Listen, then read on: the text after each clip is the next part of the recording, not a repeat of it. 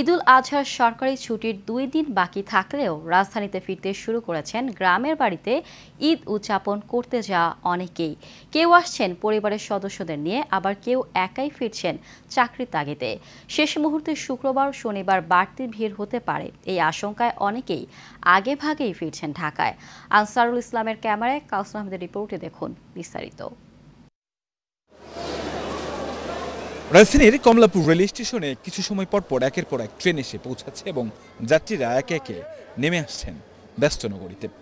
ঈদের ছুটি কাটিয়ে ফিরতি যাত্রীদের চাপ থাকলেও রেলযাত্রায় কোনো বড় ধরনের ভোগান্তির খবর পাওয়া যায়নি। এবারের ঈদ যাত্রায় ট্রেনের টিকিট পাওয়া থেকে শুরু করে ওঠানামা শিডিউল বিপর্যয় না থাকায় স্বস্তির কথা জানালেন যাত্রীরা। ঈদটা অনেক ভালো কাটছে, কারণ আমাদের বাসা হইতেছে নিকলি হাওর, তো এই যে ঘোরাঘুরি হয়েছে, যাওয়ার টাইমে বাস দিয়ে গেছে, আসার টাইমে ট্রেনের টিকিট পাইছি, চলে আসছি। জার্নি সেফ ছিল, ঠিক টাইমে ট্রেন ছেড়েছে এবং ঠিক টাইমে আসছে।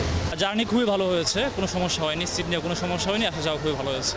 ইচ্ছে না থাকলেও জীবিকার তাগিদে রাজধানীতে ফেরত আসা যাত্রীরা শেষ সময়ে বাড়তি ভিড় হতে পারে ভেবে আগেই টিকিট কেটে নির্ধারিত সময়েই ঢাকায় ফিরছেন।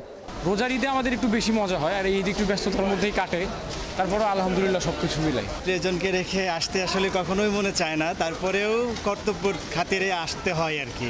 আসার সময় সবাই আর কি মন খারাপ করছে, তার সবাই ভালো ছিল, মানে ঈদটা ভালো কেটেছে আর কি। যেহেতু আমরা সরকারি চাকরি করি, ফ্যামিলি রাখে তো আসতে একটু কষ্টই হয়, তারপরেও আসতেই হয় ফ্যামিলির ভালোর জন্যই।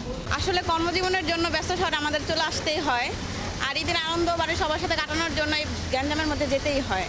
তবে সরকারের স্বাস্থ্যবিধি অনুসারে মাস্ক পরার নির্দেশনা থাকলেও অধিকাংশ যাত্রীকেই মাস্ক ছাড়াই ভ্রমণ করতে দেখা গেছে। কাউসার আহমেদ, এশিয়ান টেলিভিশন, ঢাকা।